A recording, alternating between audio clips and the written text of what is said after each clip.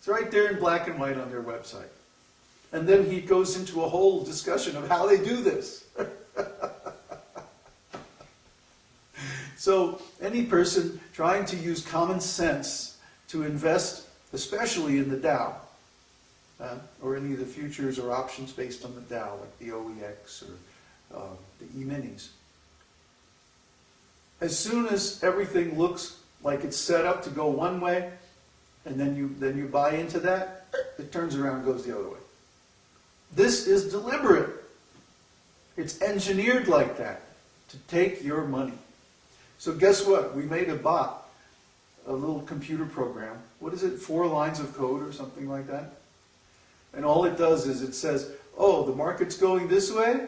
Well, let's bet that it's going to go this way. Or it's going this way? Let's bet it's going to go that way. And guess what? What is right? Something like 80% of the time? Something like that.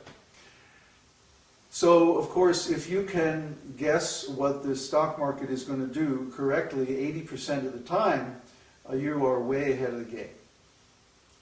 And there's a few techniques you can use to minimize losses and so on and so on.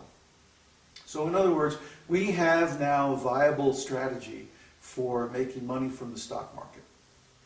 And this week, we're actually going to do the final testing and then go live with it as soon as we're happy that it looks like a good thing. So in other words, up until this time we have been maintaining our Sangha, or maintaining our ashram, on the donations that we receive from our students. And this has been very wonderful because it has given a lot of people a chance to engage in karma yoga that normally would not get the chance to do that because they don't know how. Actually, if you know how, if you have expert instructions and you follow those instructions, you can engage all your activities in Krishna consciousness. I mean all your activities, anything and everything that you could do. Arjuna was engaged in fighting, but because he was following Krishna's instructions, his fighting was liberating. He was thinking, oh, it's going to be sinful. We're going to create sins. But Krishna said, no. Because you're acting under my instruction, and I want this war. I want this fighting. Therefore, Krishna's activities, Arjuna's activities were all perfectly spiritual. And there was no karma, no sinful reaction. In fact, Krishna said right at the end to Arjuna, that just surrender to me. And I will nullify all your sinful reaction. Give up all these concepts of religion, of morality, of right and wrong, of family, of material existence, and just follow my instructions. And what does Krishna say to do? Man mana bhava mad bhakto madhyaji mam namaskuru. Always think of me. Become my devotee. Offer your obeisances unto me. Chant my holy name. Think of me always. And you will certainly come to me. In other words, you will come to the spiritual world and you will be with Krishna in the spiritual world eternally. So this is what we want. This is what Krishna wants.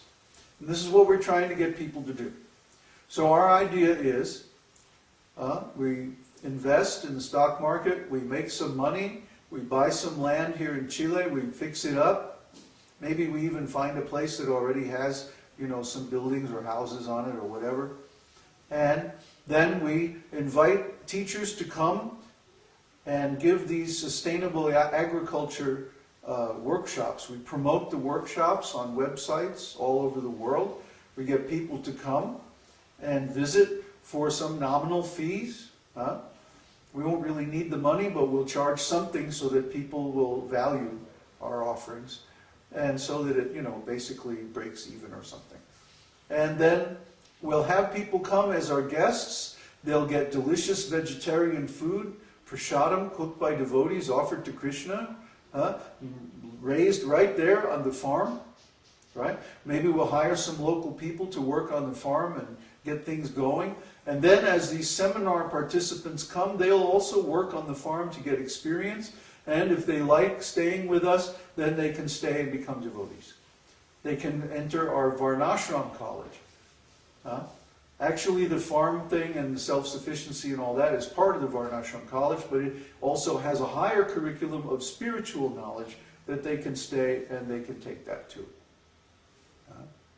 So that way they'll be exposed to the devotee lifestyle, not the artificial, temporary temple religion in the city, but the real devotee lifestyle out on the land. And maybe we'll keep this house in Santiago and use it as a halfway house for people who come to visit or something like that. But then we'll have our farm, and we'll have people coming out there and visiting, taking courses, and that'll be the real ashram. That'll be the real monastery, the real community. So this is what Prabhupada wanted. He wanted temples in the city and farm communities in the country.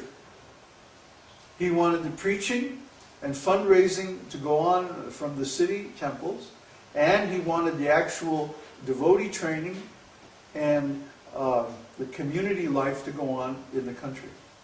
But we just lived in the country for like 6 months, and it was really wonderful. We really miss it. We want to get back out in the country as soon as possible. But somehow Krishna has brought us here to Santiago, and we feel much better about doing a project here in Chile than we did when we were in Mexico. We had this feeling that Mexico was not so stable, that it was going to get caught up in the turmoil caused by the U.S. And we see already signs of this, that there is this war between the Mexican government and the drug dealers. And it threatens to destabilize the whole country. And I think at some point it's going to catch up the whole country in some kind of chaotic situation. So luckily we were in an area that didn't have much drug traffic or illegal stuff going on. But still, you know, when a country gets into trouble like that, it affects everything. And we just didn't feel comfortable staying there. Chile is much more stable, much more law-abiding country.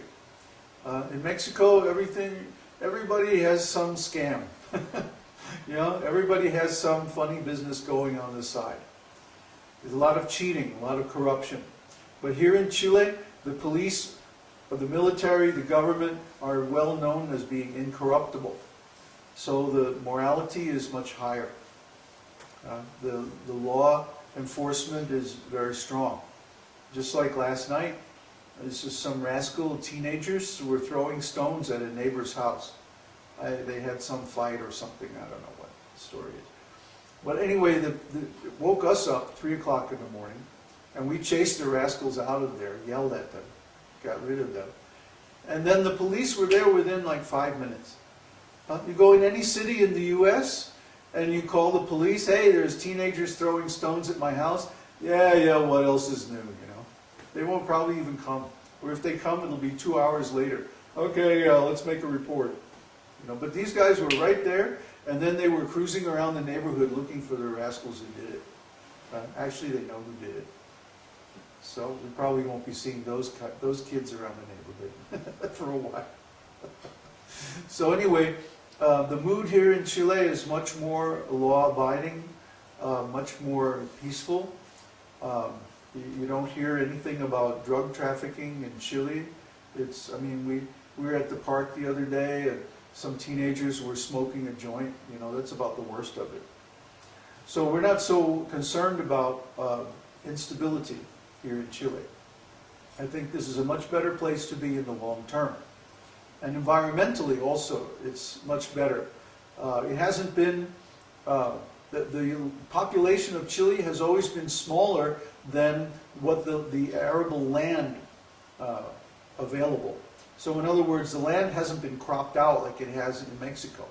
But where we were at in Mexico, we tried to grow some vegetables, and a few things grew, but really the land was so tapped out by overcropping, you know. Too much coffee, too much tobacco, too much sugar cane. These are all, huh? Too many chickens. Too many chickens. No, chickens are good for the land.